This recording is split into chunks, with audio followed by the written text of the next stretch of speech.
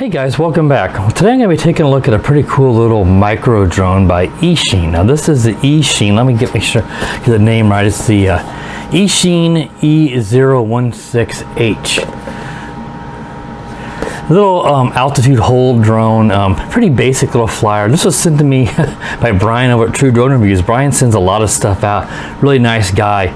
Please be sure to check out his channel if you get a chance. Many of you probably already know him, but if you don't, check out his channel.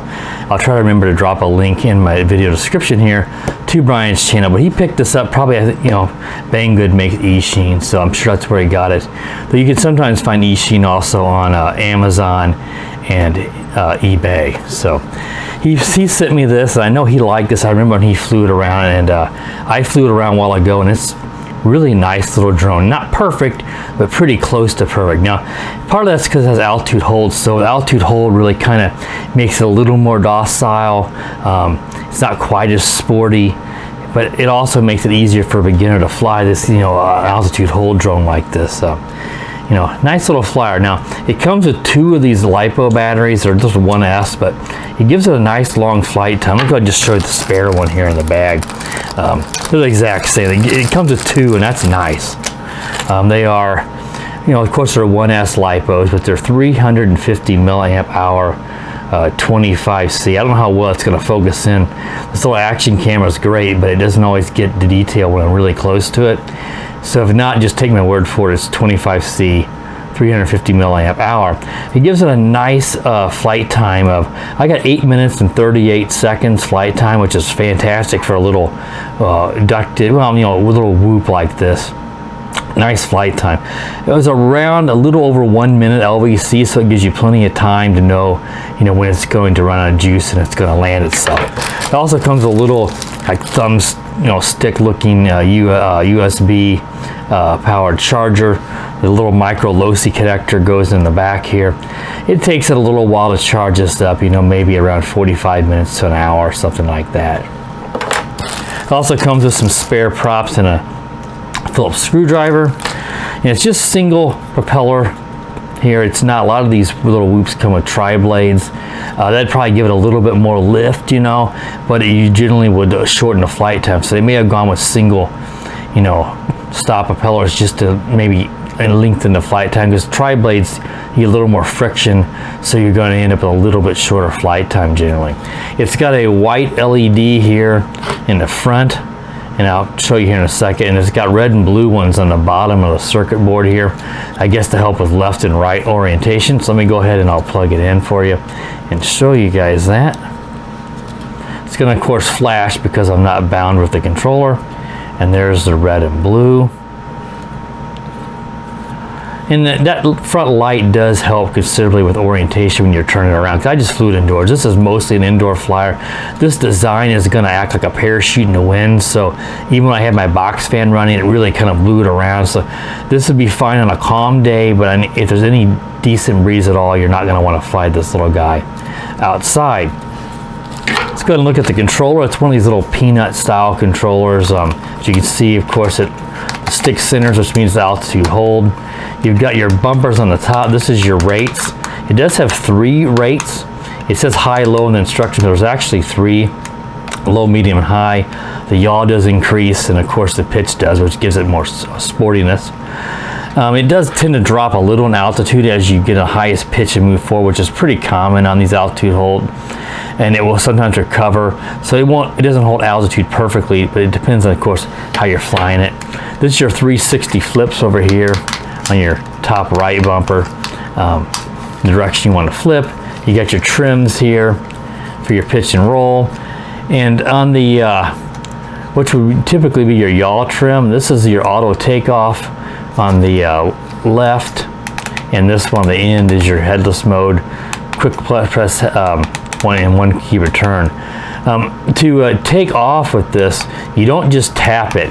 On this left trim, you tap it once it starts the props. Tap it again, then it will auto take off, as I'll show you in a flight demonstration.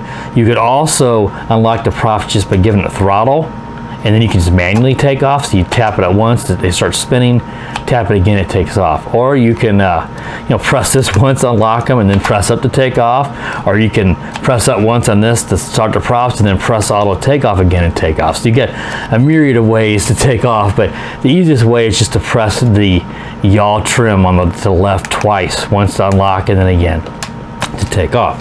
So pretty basic. Takes 2 AA batteries in the controller. There's no camera, any kind of fancy stuff, so it's real straightforward. I did find to an instruction manual, I didn't look at it too closely, but it may have told us, but to calibrate the gyro, if you need to, is both sticks down and out, I believe it was, and the lights will flash.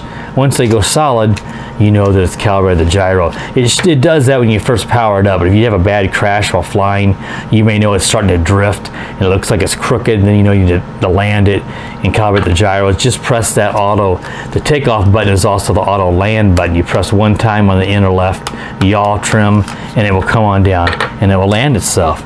All right, guys, well, I think that's pretty much everything. It's real basic. There's not much to cover with this guy. So let's move along now to the indoor flight review. I'm just going to fly it around here in my basement with these lights and let you guys see how it flies. It says mostly an indoor flyer. So I'll be right back, guys, with the flight review. All right, guys, I'm back to do the test flight now of the Eachine E016H. Little micro whoop. I'll go ahead and show you how to do the gyro calibration. Hopefully this shows up in my video here. I'm going to do it on my desk. That little helipad is not the most level surface here. So I'm going to go ahead and set it on the desk here and back up here. And you just do both sticks down and out, and then the controller will beep, and then it calibrates the gyro there. It should be ready to go. Now, I think I mentioned in the review that it was in on the yaw was the, sometimes I said in, it's out. I think I may have said in. If I did, I misspoke. It's on the outside yaw trim is actually the auto takeoff button, and the in is the 1 key return headless mode. I may have said it right, but I think I may have gotten it reversed. When you pick this up, it kind of kind of blinks like it knows the gyro's been moving around. Let's go ahead and set it down there. I'm going to go ahead and take it off by pressing the outer yaw trim once to unlock the motors, and press it again to do auto takeoff. A little bit noisy drone, but it flies pretty good. Now here is the, let me get it a little farther away from me. The yaw, that's on the lowest rate. We'll go up to the middle rate here. Oops, I hit the bump button, the jump bumper. So let's move it back here. And press there's the middle rate and there's the highest rate. There's the lowest, middle, highest.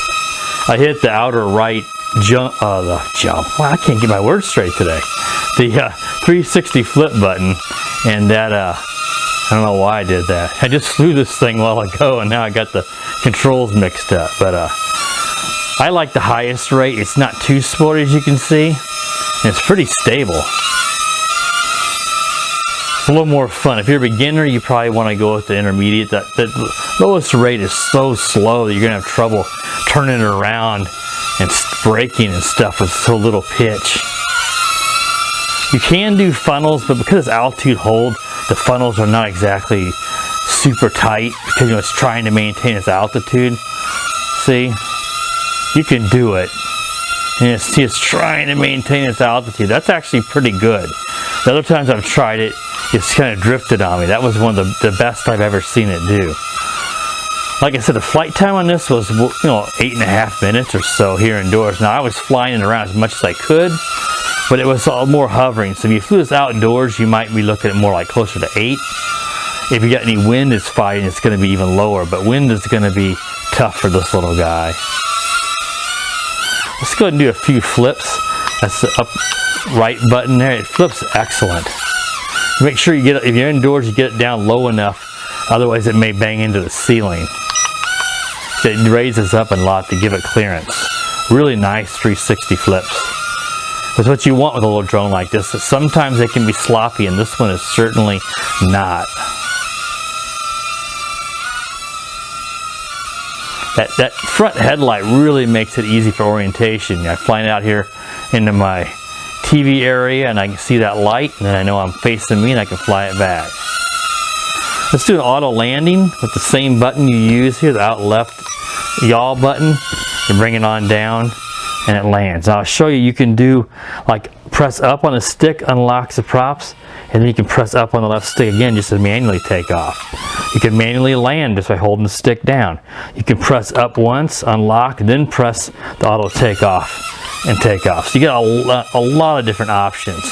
2 presses on the yaw, press up on the stick and press the yaw, or press up on the stick twice and just take off manually.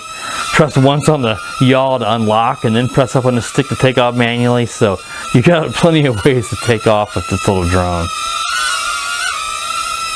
I like it comes with 2 batteries, so you can charge up both. Like you charge one while you're at work, come home, charge another one while overnight or something, have 2 batteries ready, and then take it out flying and get yourself, you know, 16 plus minutes of flight time with both batteries. So I don't know what this costs. You know, Bryan, think purchased this. Most of the things he does on his channel, he buys. He does have some sponsored material, but probably I'd say 90 to 95% of the stuff he gets, he buys. So I don't know. But this, I do recommend this, especially if you want something for indoor flyer and you're sort of a beginner or intermediate. If you're an expert, you're probably going to be going to, you know, the Tiny Whoops or a Tiny Hawk or something like that. But someone who's wanting something to fly indoors, and you're just starting out, this is a nice choice, especially with the altitude hold. I like to not have altitude hold because it's sportier, and I think it's better to learn with, but not everybody has the patience and they may want altitude hold. I would guess this is going to be under 20 bucks, but that's just a guess. It may be a little bit more. Usually stuff, if you buy it from China, from Banggood, it's going to be about as cheap as you're going to be able to find it. And this is, of course, Eachine's brand. I am kind of surprised at how noisy this thing is, especially with just, you know, 2 regular props on it. So it's a bit of a, I'm looking down at it here, it's odd because it's direct driven. The propellers sit right on the motors, so there's not a bunch of gears. Usually I'm going to land it here into my hand. It can detect it. If you want to auto kill the motors, keep holding that auto land button and that will kill the motors. As you can see here, they just sit on top of the motors. So these are just noisy motors. Because typically these direct driven stuff can be really quiet. This guy is noisy, but for most people you're not worried about noise. If I'm trying to film a video like this, that can be a little bit to talk over. So as long as you're not bothered by the noise, this guy's a good choice. If you don't want something with altitude hold and you want something a little sportier, then this would probably not be the best choice, because the altitude hold does fight you a little bit at times to keep its altitude, and so it cuts back on its sportiness.